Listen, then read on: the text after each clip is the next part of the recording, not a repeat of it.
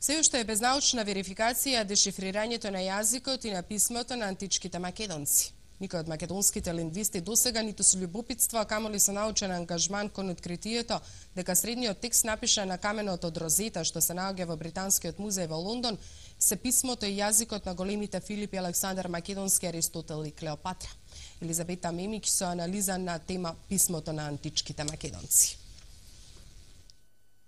Најназе именца, најдзеј, мој назве Бога летој, преведено на денешен јазик. Највидното име, најсветлиот по наше наречено Богот на летата.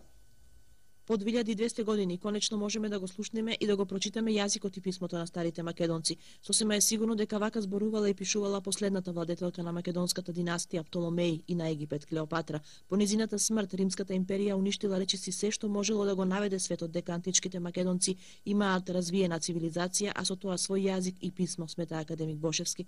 Како потомок на династијата на Филип Македонски и неговиот син Александар, Клеопатра го зборувала истиот јазик на незините предци. Дали е очигледен заклучокот дека големиот филозоф Аристотел, учителот на Александар Македонски, својата мудрост на светот му ја соопштил на овој јазик. 7 месеци од официјалното презентирање на дешифрираното писмо на средниот текст на каменот од Розета и откритието дека античките македонци имале високо развиена цивилизација, македонската лингвистика се уште без реакции, дури ниту љубопитност, заклучува академик Бошевски. Дешифрирањето на писмото на античките македонци за академик Бошевски би било епохално доколку добие научна верификација, обвиено со научен молк. Откритието на академик Бошевски и на професорот Аристотел Тентов е само поголем истражувачки зафат. Дали не согледуваат дека има потреба во ова, зашто и од професионална радозналост ја треба, овде има за нив многу материјал за разум.